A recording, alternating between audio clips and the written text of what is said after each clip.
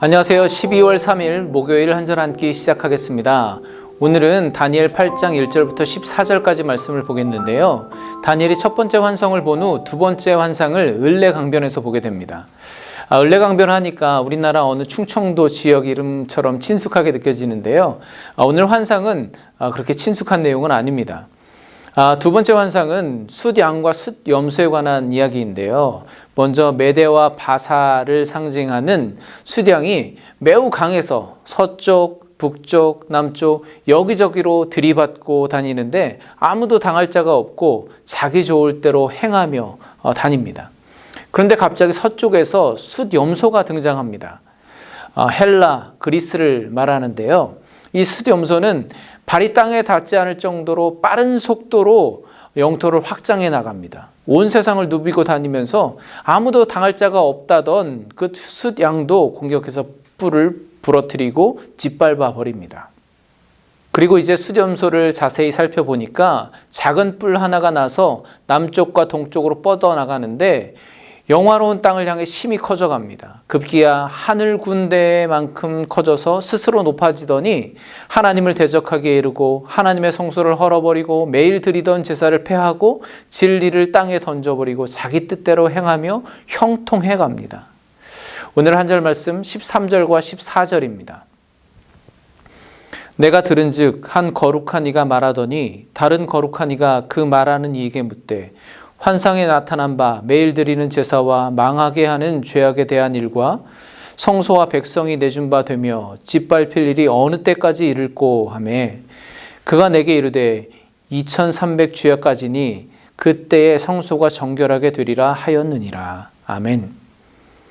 헬라 제국에 의해 이스라엘 백성들은 심한 고난을 당합니다. 뿐만 아니라 하나님의 성전이 회파되고 예배가 폐하여지고 하나님의 말씀은 땅에 떨어져 무참히 짓밟힙니다. 그런데 더 참을 수 없는 것이 무엇이냐 하면 이 악한 나라가 망하기는커녕 점점 강성해 가더니 날로 형통해 가는 것입니다. 헬라 제국은 이상하게도 점점 영토가 확장되어 가고 그 기세가 강해져만 갔습니다.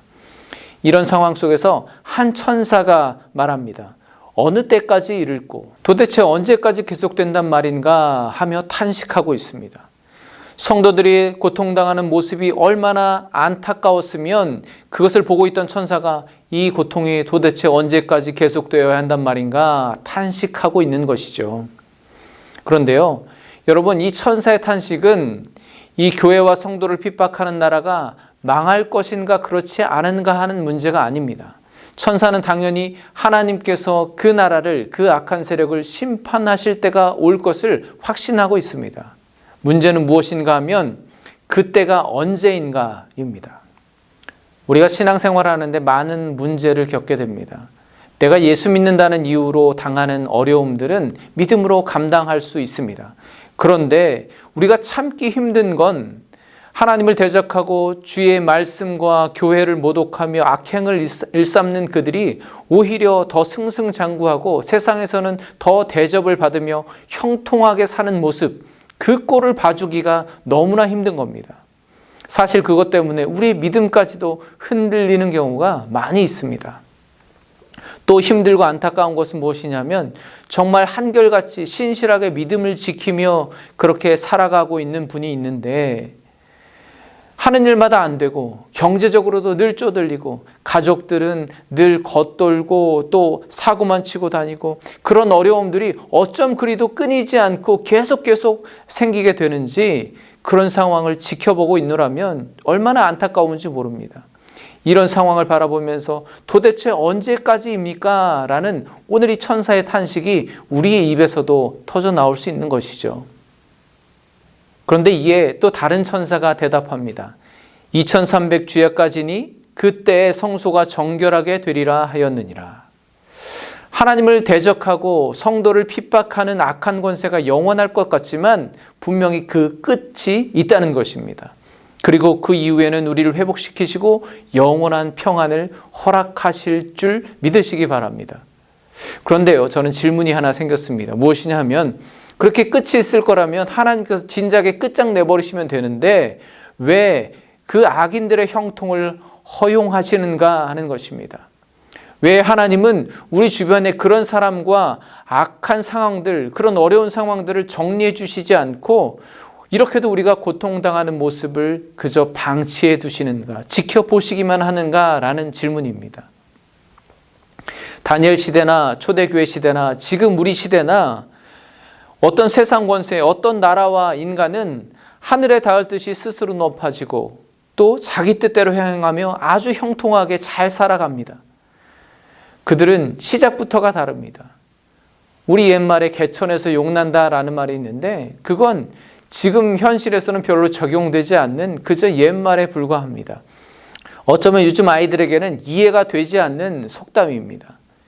요즘은 개천도 점점 사라질 뿐더러 세상이 개천에서 용날 만큼 기다려주지도 않습니다. 그들은 시작부터 출발점부터가 다릅니다. 그런데 참 안타까운 것은 세상에만 그런 것이 아니라 교회 안에도 또 목회 현장에도 그런 모습들이 나타난다는 것이죠. 저는 오늘 말씀을 묵상하면서 또 한 가지 질문을 해보게 되었습니다. 그러면 당장 나는 어떻게 살아가야 하는가? 내가 그렇게 믿음으로 인내하며 살아간들 나의 삶의 환경이 내일부터 당장 바뀌는 것도 아니고 나를 괴롭히던 사람의 마음이 변화되는 것도 아니고 그럼 여전히 아무런 변화가 없는 똑같은 삶의 반복이 아닌가? 어느 때까지 계속될 것인가? 그런데 오늘 말씀을 통해서 확실히 깨닫게 된 것이 있습니다. 그것은 하나님께서 반드시 그 끝을 정하시고 심판하실 것이라는 것이죠. 네, 이미 알고 있습니다. 그렇다면 결국 남아있는 문제는 무엇인가 하면 그것이 과연 언제일까 하는 것입니다. 시간의 문제입니다. 내가 그 시간을 인내하기 힘들다면 그러면 방법은 딱 한 가지밖에 없습니다. 세상의 시간이 아닌 하나님의 시간을 사는 것입니다. 뜬금없이 들리실지도 모르겠지만 모든 것이 변하고 사라질 이 유한한 세상 가운데 하나님께서는 우리에게 유일한 영원한 가치를 주셨는데 그것이 바로 하나님의 말씀입니다. 본래 에덴 동산의 아담은 영생불사, 영원히 사는 존재였습니다. 그런데 그가 죽는 존재가 된 것은 거기에 사탄이 있었기 때문이 아닙니다. 문제는 그가 하나님의 말씀 안에 살지 못했기 때문입니다. 그가 하나님의 말씀을 지켜내지 못했기 때문에 그는 죽음의 지배당하는 존재로 살다가 죽을 수밖에 없었습니다. 마찬가지입니다. 우리에게 근본적인 문제는 우리의 삶에 여전히 존재하는 악한 세력이 아니라 우리가 하나님의 말씀 안에 살지 못하는 것이 근본적인 문제입니다. 우리가 우리의 의지와는 상관없이 풀무불에 떨어질 수도 있고 사자굴에 던져질 수도 있습니다. 그러나 다니엘을 통해서 볼 수 있는 것처럼 그것이 문제가 아닙니다. 문제는 그 상황에서도 여전히 변치 않는 하나님의 말씀을 붙들고 그 말씀 안에 살아갈 수 있는가 하는 것입니다. 하나님은 말씀을 통해서 우리와 함께 하십니다. 말씀으로 천지를 창조하시고 말씀으로 이 세상 역사를 주관하시고 말씀으로 우리를 구원하신 그 하나님께서 당신의 말씀이 들려지는 그 자리가 어디이든 그 상황 속에서 하나님은 말씀으로 우리와 함께 하십니다. 기도하시겠습니다.